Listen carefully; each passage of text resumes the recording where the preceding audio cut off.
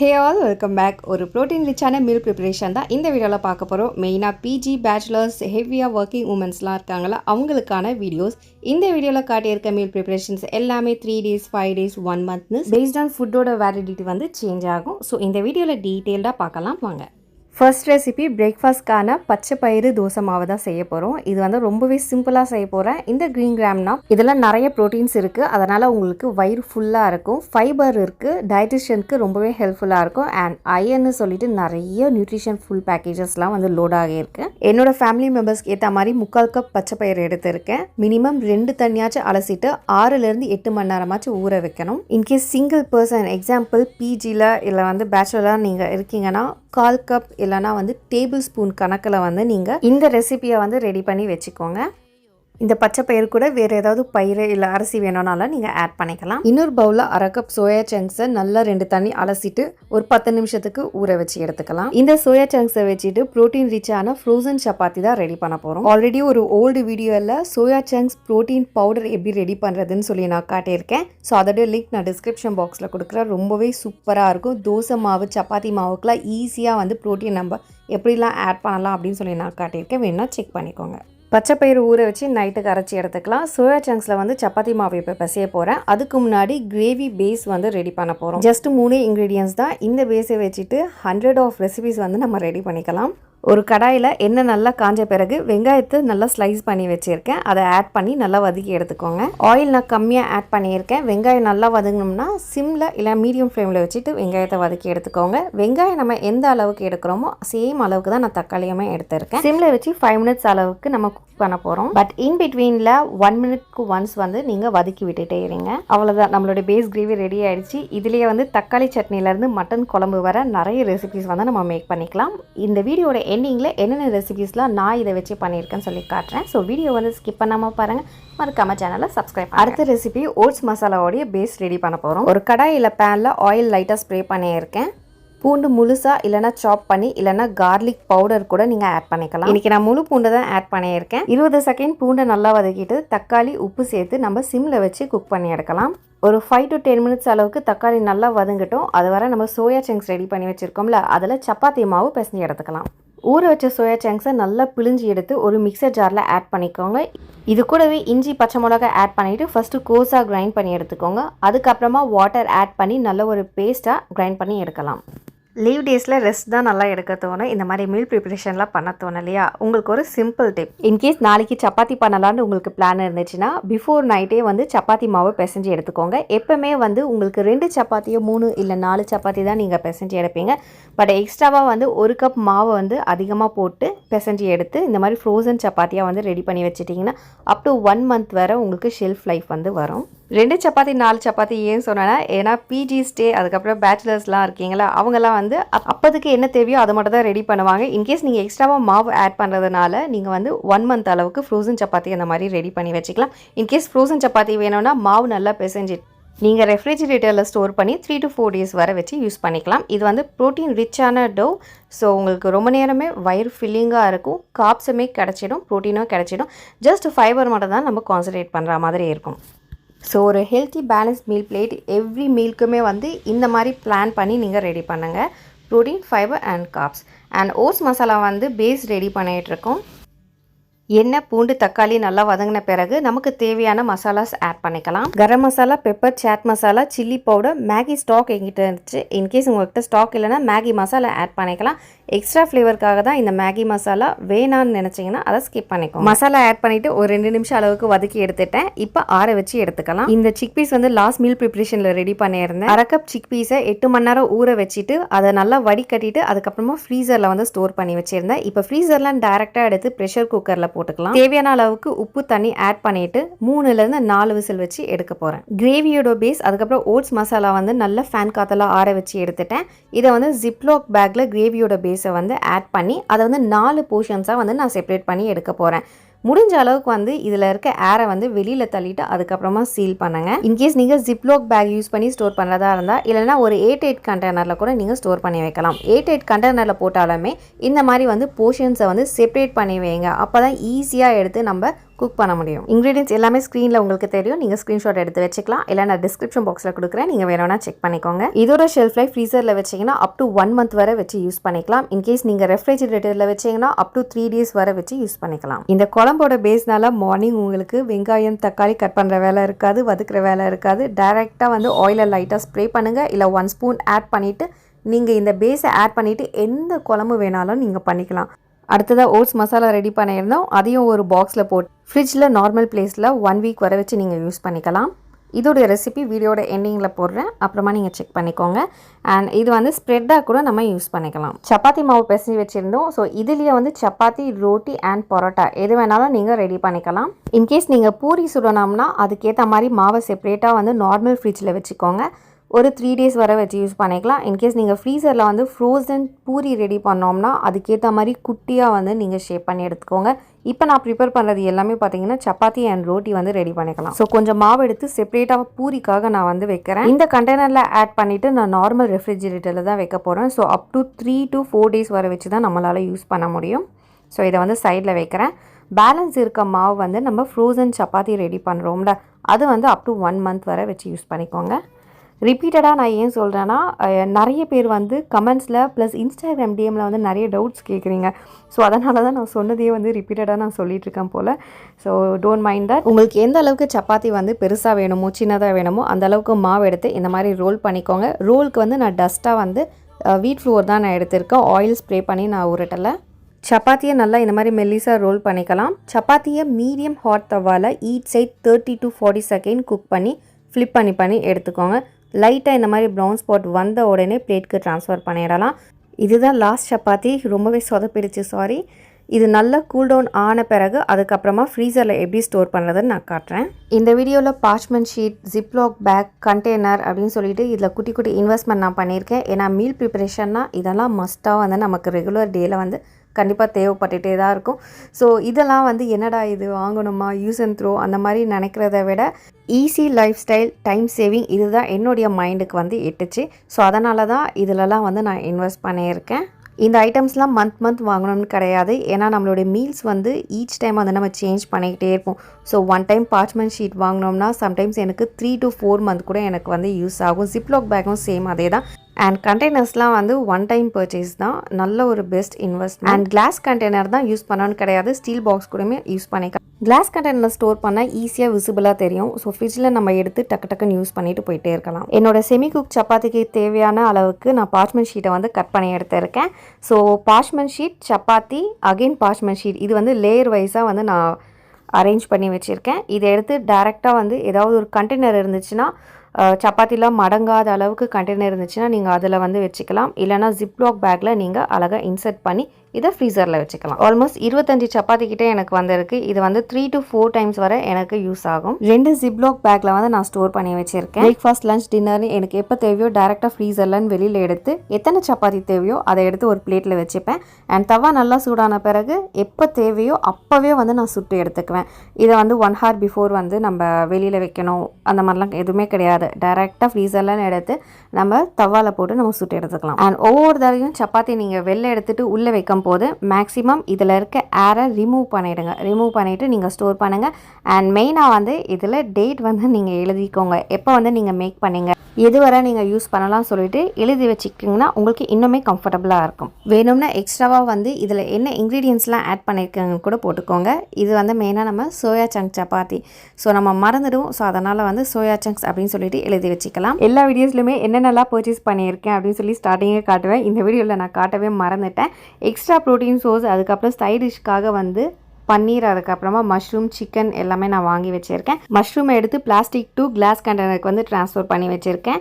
இப்போ குக் பண்ணுறதுக்காக ஒரு 6 மஷ்ரூம் எடுத்து செப்பரேட் பண்ணி வச்சுருக்கேன். நல்லா வாஷ் பண்ணிவிட்டு ஃபைனாக சாப் பண்ணி எடுக்க போகிறோம்.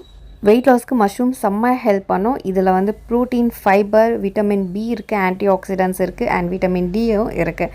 ஸோ நிறைய விஷயம் இந்த மஷ்ரூம்ஸில் அடங்கி இருக்குது. ஸோ உங்களுடைய டயட்டில் நீங்கள் வந்து இன்க்ளூட் பண்ண ஸ்டார்ட் பண்ணுங்கள். இன்கேஸ் எனக்கு மஷ்ரூமே பிடிக்காதுன்னா இந்த ரெசிபியை வந்து நீங்கள் ட்ரை பண்ணுங்கள். ஏன்னா நம்ம மஷ்ரூம் தான் சாப்பிட்றோமானே நமக்கு தெரியாது, ஆனால் இதில் இருக்க எல்லா ஹெல்த் பெனிஃபிட்ஸும் நம்ம வயிற்றுக்கு போகும். இதை வச்சு ஒரு ப்ரோட்டீன் ரிச் கெபாப் தான் செய்ய போகிறோம். ஆஸ் யூஷுவல் ஒரு கடாயில் ஆயில் நல்லா ஸ்ப்ரே பண்ணிவிட்டேன். வெங்காயம் போட்டு நல்லா வதக்கி எடுத்துக்கலாம். அதுக்கப்புறமா பச்சை மிளகா, இஞ்சி பூண்டு பேஸ்ட் போட்டு நல்லா வதக்கி எடுத்துக்கோங்க. இதுக்காக நான் சிம்மில் வச்சு குக் பண்ணுறோன்னா நம்ம ஆயில் வந்து ரொம்ப கம்மியாக வந்து யூஸ் பண்ணுறோம். வெங்காயம் தீஞ்சிடக்கூடாது, ப்ளஸ் வெங்காயம் அதே சமயத்தில் நல்லாவே குக் ஆகணும்.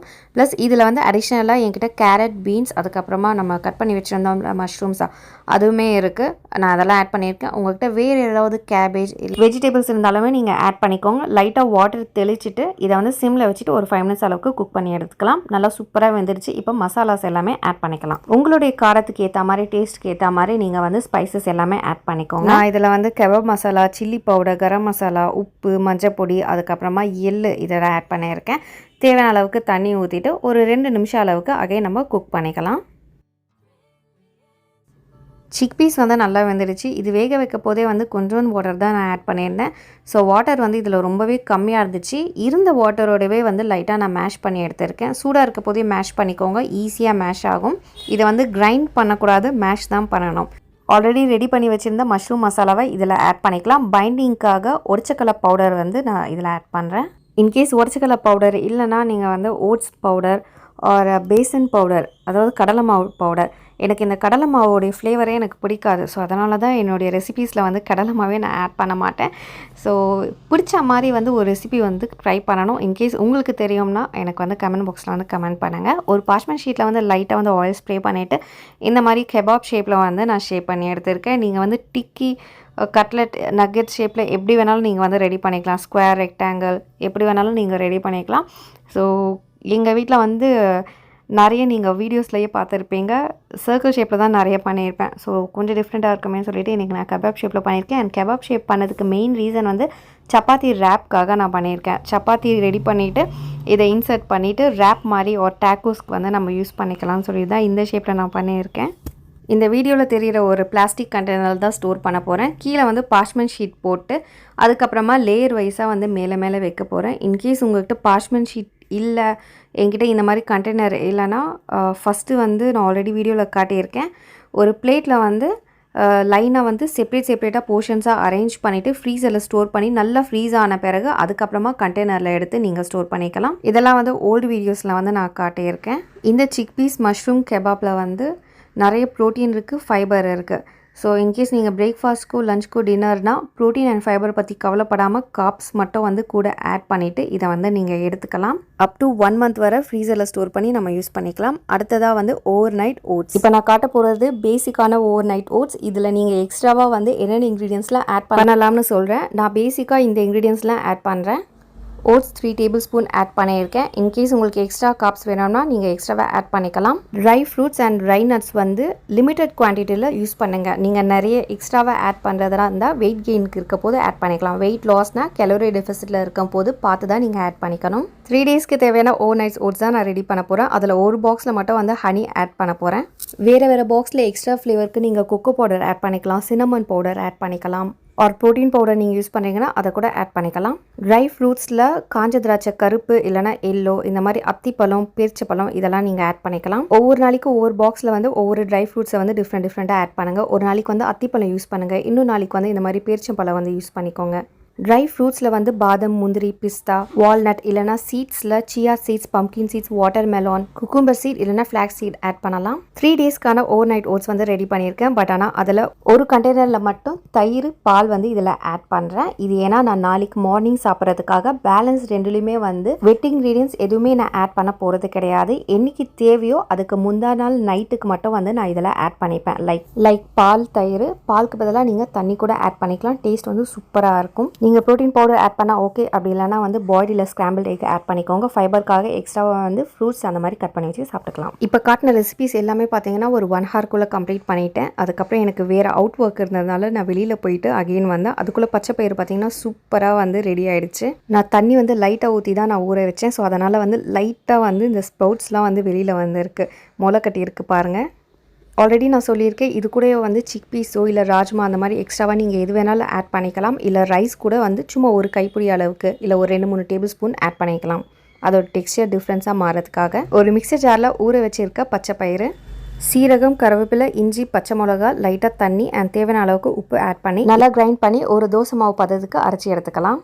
ஃபஸ்ட்டு தண்ணி ஆட் பண்ணாமல் லைட்டாக வந்து கிரைண்ட் பண்ணுங்கள். இது கோர்ஸ் ஆன பிறகு வந்து நீங்கள் கொஞ்சம் கொஞ்சமாக வாட்டர் ஆட் பண்ணி இந்த மாதிரி கன்சிஸ்டன்சிக்கு ரெடி பண்ணி எடுத்துக்கோங்க. அப்போவே சுட்டாலுமே தோசை சூப்பராக வரும். ஃப்ரிட்ஜில் அப் டு 5 days வரை வச்சு நீங்கள் தோசை ரெடி பண்ணிக்கலாம். எப்போவுமே பன்னீர் வீட்லேயே செஞ்சுப்பேன். பட் ஆனால் இன்றைக்கி எனக்கு டைம் கிடைக்கல. ஸோ அதனால் வந்து லோ ஃபேட் பன்னீர் வாங்கலாம் சொல்லி கடைக்கு போனால் லோ ஃபேட் கிடைக்கல. ஒரே ஒரு லோ ஃபேட் தான் இருந்துச்சு. ஒரு லோ ஃபேட் பன்னீர், அதுக்கப்புறம் ஒரு நார்மல் பன்னீர் வந்து வாங்கிட்டேன். கீரை பொரியல் தோசைக்கு எல்லாமே வந்து கிரேட் பண்ணி வச்சுட்டேன். ஒரு கண்டெய்னரில் ஸ்டோர் பண்ணி ஃப்ரிட்ஜில் வச்சுப்பேன். ஸோ அப்பப்போதுக்கு வந்து எடுத்து துருவிட்டு இருக்க தேவையில்ல. டேரெக்டாக கொஞ்சம் எடுத்தோமா இதில் வந்து ஸ்ப்ரெட் பண்ணோமா அவ்வளோதான், ஈஸியாக வேலை முடிஞ்சிடும்.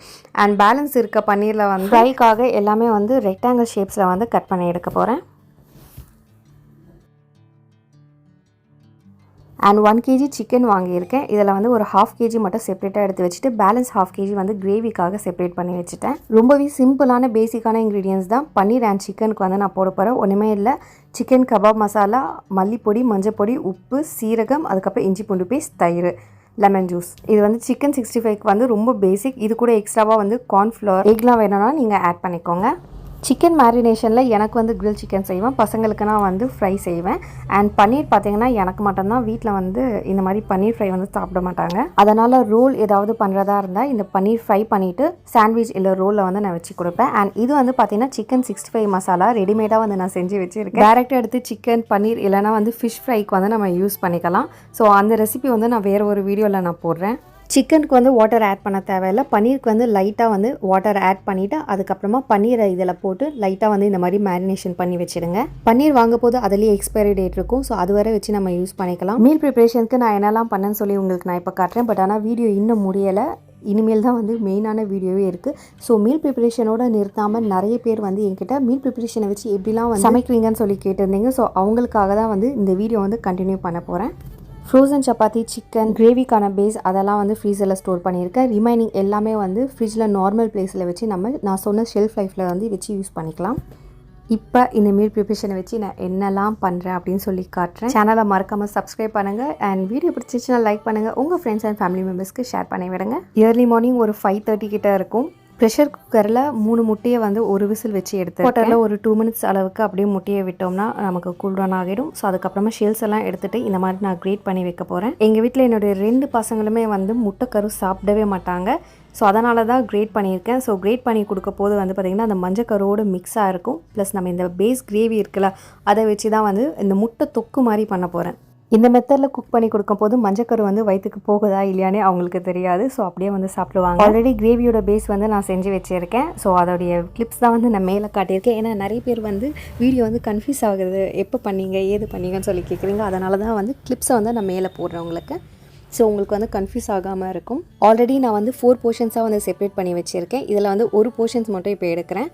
கடாயில் வந்து லைட்டாக ஆயில் ஸ்ப்ரே பண்ணிவிட்டு இந்த போர்ஷனை எடுத்து நான் அப்படியே போடுறேன். ஜஸ்ட் மீடியம் ஃப்ளேம்லேயே வைங்க.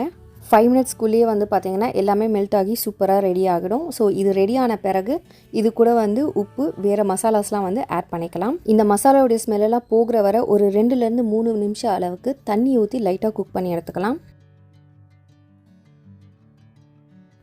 நான் ஸ்பைஸ் வந்து ரொம்ப கம்மியாக ஆட் பண்ணியிருக்கேன். ஸோ உங்களுக்கு ஏற்ற மாதிரி நீங்கள் ஆட் பண்ணிக்கோங்க. இது ஃபுல் அண்ட் ஃபுல் வந்து எனக்கு அண்ட் பசங்களுக்கு மட்டும்தான். பசங்க என்ன காரத்துக்கு சாப்பிட்றாங்களோ அதுக்கேற்ற மாதிரி அட்ஜஸ்ட் பண்ணி நானும் சாப்பிட்டுக்குவேன். இன்கேஸ் உங்களுக்கு எக்ஸ்ட்ரா வேணும்னா காரம் கொஞ்சம் அதிகமாக ஆட் பண்ணிக்கோங்க. ஃப்ரோசன் சப்பாத்தி வந்து ரெடி பண்ணி வச்சிருந்தோம். டேரெக்டாக ஃப்ரீசரில் எடுத்து நான் தவாவில் எடுத்து குக் பண்ண போகிறேன். லைட்டாக வந்து பசங்களுக்காக ஆயில் ஸ்ப்ரே பண்ணிடுறேன். ஸோ லஞ்ச் பாக்ஸ் வந்து எனக்கு எவ்வளோ குயிக்காக முடியுதுன்னு பாருங்கள். ஆயில் ஆட் பண்ணதுனால சப்பாத்திலேருந்து ரோட்டிக்கு மாறிடுச்சு. ஸோ லஞ்ச் பாக்ஸ்க்கு வந்து நம்ம செஞ்சிருந்த முட்டை தொக்கு, அதுக்கப்புறமா வந்து 2 சப்பாத்தி ஆட் பண்ணியிருக்கேன். அண்ட் ஸ்நாக்ஸ்க்கு ட்ரையாங்கிள் சீஸ் வச்சுருக்கேன்.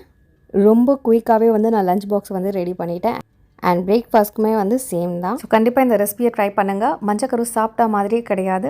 அடுத்ததாக பச்சை பயிரில் வந்து தோசை மாவு பண்ணியிருந்தோம். ஸோ அதில் வந்து பசங்களுக்கு நான் எப்படி வந்து பிரேக்ஃபாஸ்ட் ஆர் டின்னருக்கு வந்து நான் எப்படி ப்ரிப்பேர் பண்ணி கொடுக்குறேன்னு பார்க்கலாம்.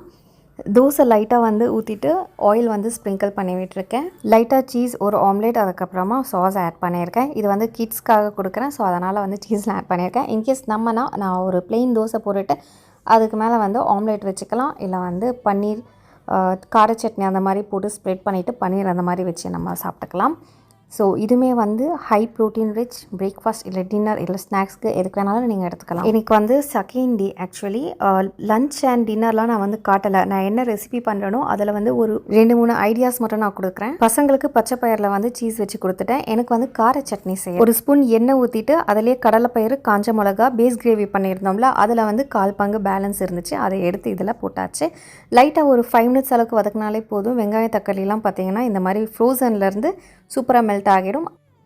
ஆற வச்சு மிக்சியில் அரைச்சி எடுத்துக்கிட்டேன். சூப்பராக கார சட்னி ரெடி ஆகிடுச்சு. இது என்னுடைய பிரேக்ஃபாஸ்ட். பச்சை பயிரை வந்து நல்லா தோசை மாதிரி ஸ்ப்ரெட் பண்ணிவிட்டு இதுக்கு மேலேயே பார்த்தீங்கன்னா கார சட்னி, அதுக்கப்புறம் பன்னீர் லைட்டாக தூவி விட்டுட்டேன். பச்சை பயிரில் ப்ரோட்டீன் அண்ட் ஃபைபர் இருக்குது. கார சட்னியில் வந்து வெஜிடபிள் இருக்கிறதுனால அதில் ஃபைபர்ஸ் இருக்குது. அண்ட் பன்னீருமே வந்து எக்ஸ்ட்ரா ப்ரோட்டீன். ஸோ பிரேக்ஃபாஸ்ட்டுக்கு ஒரு பக்காவான மீல் இது. வெயிட் லாஸ்க்கு வந்து ரொம்பவே ஹெல்ப்ஃபுல்லாக இருக்கும். கூட வந்து நான் பப்பாயா வீட்டில் இருந்துச்சு, ஸோ பப்பாயா கட் பண்ணி வச்சுக்கிட்டேன். மார்னிங் பிஸியாக இருக்கீங்கன்னா இந்த மாதிரி ஒரு 15 மினிட்ஸ்லேயே வந்து குயிக்காக பிரேக்ஃபாஸ்ட்டை ரெடி பண்ணி முடிச்சிடலாம். பிஸி மாம்ஸ், வேலைக்கு போகிறவங்க அந்த மாதிரிலாம் கிடையாது. வீட்லேயே வந்து லேடிஸ் இருப்பாங்க, அவங்க எப்போவுமே வந்து கிச்சன்லேயே ஒர்க் பண்ணிகிட்ருப்பாங்க. ஸோ அவங்களுக்குமே வந்து இந்த மாதிரி மீல் ப்ரிப்ரேஷன் பண்ணி வச்சுக்கிட்டா ரொம்பவே ஹெல்ப்ஃபுல்லாக இருக்கும். இன்கேஸ் மீல் ப்ரிப்ரேஷன் வேணான்னா நான் ஆல்ரெடி சொல்லியிருக்கேன், ஃப்ரெஷ்ஷாகவே இந்த மாதிரி ரெசிபீஸ்லாம் ட்ரை பண்ணி சாப்பிட்டு பாருங்கள். அண்ட் அடுத்ததாக வந்து மசாலா ஓட்ஸ் ரெடி பண்ண போகிறோம். இதுவுமே பிரேக்ஃபாஸ்ட் இல்லை டின்னர் இல்லை லஞ்சுக்கு கூட நம்ம வச்சுக்கலாம். பேன் ஒரு கடாயில் ஆயில் ஸ்ப்ரே பண்ணிவிட்டு ஆல்ரெடி ப்ரிப்பேர் பண்ணி வச்சுருந்த இந்த மசாலாவை இதில் ஆட் பண்ணி லைட்டாக ஒரு 30 செகண்ட்ஸ்க்கு வதக்கி விடுங்க. அதுக்கப்புறமா 200 ml வாட்டர் ஆட் பண்ணியிருக்கேன். ஆக்சுவலி மசாலா வந்து 2 டேபிள் ஸ்பூன் ஆட் பண்ணியிருக்கேன். உங்களுக்கு எக்ஸ்ட்ரா வேணும்னா நீங்கள் ஆட் பண்ணிக்கோங்க. காரம் உப்பு எல்லாம் கரெக்டாக இருக்கான்னு பார்த்துக்கோங்க. இன்கேஸ் கம்மியாக இருந்துச்சுன்னா காரத்துக்கு பெப்பர் ஆட் பண்ணிக்கோங்க. தேவைப்பட்டால் சால்ட்டும் ஆட் பண்ணிக்கலாம். 3 ஸ்பூன் தான் ஓட்ஸ் எடுத்திருக்கேன். இந்த மெஷர்மெண்ட் வந்து ஒருத்தருக்கு கரெக்டாக இருக்கும். ஸோ ஓட்ஸில் வந்து நமக்கு காப்ஸ் இருக்குது. இதில் 2 முட்டை ஆட் பண்ண போகிறேன். ஸோ ப்ரோட்டீன் இருக்குது. அண்ட் ஃபைபருக்கு வந்து ஆப்பிள். ஸோ இங்கேயுமே வந்து ஒரு பேலன்ஸ்ட் மீல் பிளேட் வந்து ரெடி பண்ணியாச்சு. 2 முட்டையில் ஒரு முட்டையில் தான் வந்து மஞ்சக்கருவோட ஆட் பண்ணுறேன். ஒரு முட்டையில் வந்து மஞ்சக்கருவை எடுத்துடுறேன். ஸோ நல்லா மிக்ஸ் பண்ணி விட்டுக்கலாம். இது வந்து ஒரு வெயிட் லாஸ் ஃப்ரெண்ட்லி மீல். வெளியில் வந்து சஃபலோ ஓட்ஸ்லாம் இருக்கும்ல, ஸோ அதே சேம் டேஸ்ட்டு தான் இருக்கும். பட் ஆனால் இது வந்து ஹோம்மேட் அண்ட் ஹெல்த்தி கூட. ஸோ கண்டிப்பாக இந்த ரெசிபியை வந்து ட்ரை பண்ணுங்கள். எக்ஸ்ட்ராவாக வந்து பெப்பர் வேணுன்னா ஆட் பண்ணி. இந்த ரெசிபியை வந்து நான் டின்னருக்கு எடுத்திருக்கேன். நைட்டு ஒரு 8:30 இருக்கும். கொஞ்சம் டிலே ஆகிடுச்சு எனக்கு, ஏன்னா பவர் கட் ஆகிட்டே இருக்குது. பாஸ்ட் ஒரு 10 டேஸாகவே ஒரு நாளைக்கு அட்லீஸ்ட் ஒரு 2 ஹவர்ஸ் ஆச்சும் வந்து கட் பண்ணிடுறாங்க. இது வந்து மினிமம் தான். ஸோ அதனால தான் எனக்கு வந்து டின்னர் இன்றைக்கி லேட் ஆகிடுச்சு. ஒன் டைம் ஒரு சிஸ்டர் கேட்டிருந்தாங்க, இன்கேஸ் பவர் கட் ஆச்சுன்னா என்ன பண்ணுவீங்க அப்படின்ட்டு. பவர் கட் ஆனாலுமே ஒன்றும் பிரச்சனை கிடையாது. ஏன்னா ஒரு 2 ஹவர்ஸ் 3 ஹவர்ஸ்னால் ஒன்றும் பிரச்சனை கிடையாது. இன்கேஸ் ஷட் டவுன் ஆனாலுமே வந்து ஃப்ரிட்ஜில் வந்து கூலிங்காக தான் இருக்கும். ஒரு 8 ஹவர்ஸ் வரை ஓகே, ஒன்றுமே பிரச்சனை கிடையாது. அதுக்கும் மேலே தாண்டினா தான் வந்து நமக்கு மீல் ப்ரிப்ரேஷனில் வந்து இஷ்யூ ஆகும். பட் ஆனால் நம்ம இருக்கிற ஏரியாவில் பார்த்திங்கன்னா அந்த அளவுக்கு 1 day 2 daysலாம் வந்து பவர் கட் கண்டிப்பாக ஆகாது. So no worries. என்கிட்ட ஏர் ஃப்ரையர் கிடையாது. ஸோ அதனால் நான் தவால லைட்டாக ஆயில் ஸ்ப்ரே பண்ணிவிட்டு ஃப்ரை பண்ணுறேன். இது 3மே பார்த்திங்கன்னா பசங்களுக்கு, அதுக்கப்புறம் என்னுடைய அக்கா பொண்ணு வந்திருக்கு அவங்களுக்கு. லாஸ்ட்டாக ஒன்று இருக்கிறது மட்டும் கொஞ்சம் ஆயில் கம்மியாக போட்டு ஃப்ரை பண்ணி எடுத்திருக்கேன். அண்ட் அதே மாதிரி வந்து ஃப்ரோசன் சப்பாத்தி வெளியில் எடுத்து டேரெக்டாக தவால போட்டு குக் பண்ணிக்கலாம். ஆக்சுவலி எங்கள் வீட்டில் வந்து கெஸ்ட் வந்ததுனால, கெஸ்ட்னால் என்னுடைய அக்கா பொண்ணு, அவங்க வந்ததுனால உடனே சப்பாத்தி எடுத்து நான் ப்ரிப்பேர் பண்ண வேண்டியதாகிடுச்சு. ஆக்சுவலி ஃப்ரிட்ஜில் வச்சு ஒரு 1 hour இருக்கும். ஸோ 1 hourலேயே வந்து எடுக்க வேண்டிய சுச்சுவேஷன் ஆகிடுச்சு. மேலே ஒரு ஸ்க்ரீனில் தெரியுது பாருங்கள், அந்த மாதிரி தான் இருக்கும். அதை டேரெக்டாக எடுத்து தவால போட்டு நம்ம ரெடி பண்ணிக்கலாம். ஆஸ் யூஷுவல் ஆயில் போடுறது வந்து வீட்டில் இருக்கவங்களுக்கு, ஆயில் இல்லாமல் வந்து எனக்கு நான் ரெடி பண்ணிப்பேன். வெயிட் லாஸாக இருந்தீங்கன்னா இந்த மாதிரி ரெடி பண்ணுங்க. என்கிட்ட இந்த மாதிரி தான் கேர்டு இருந்துச்சு. என்கிட்ட டிப்பிங் இல்லை. இந்த டைம் வந்து நான் டிப்பிங்கே வந்து செய்யலை. ஏன்னா ஆல்வேஸ் வந்து டிப்பிங்னு சொல்லிட்டு இந்த வீடியோவில் கொஞ்சம் குட்டியாக வந்து சேஞ்சஸ் பண்ணணும்னு சொல்லிட்டு நான் செய்யலை.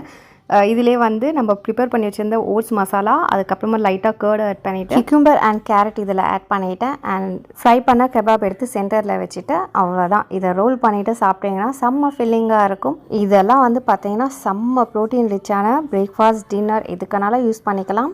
இன்கேஸ் நீங்கள் வந்து லஞ்சுக்கு வந்து பேக் பண்ணுறதா இருந்தீங்கன்னா இந்த மாதிரி ஒரு பார்ச்மெண்ட் ஷீட்டில் ரோல் பண்ணி அழகாக எடுத்துகிட்டு போயிட்டே இருக்கலாம். சப்பாத்தி மாவுலேயுமே சோயா சங்க்ஸ் நம்ம ஆட் பண்ணியிருக்கோம். ப்ளஸ் வந்து கெபாப்லேயுமே பார்த்தீங்கன்னா செம்ம ப்ரோட்டீன். அதனால தான் வந்து ஹை ப்ரோட்டீன் ரெசிபி. அண்ட் பசங்களுக்கு பார்த்தீங்கன்னா சீஸ் ஸ்ப்ரெட், அதே மாதிரி கேரட், குக்கும்பர், கொஞ்சோண்டு ஓட்ஸ் மசாலா அண்ட் இந்த கெபாப் வந்து சென்டரில் வச்சுருக்கேன்.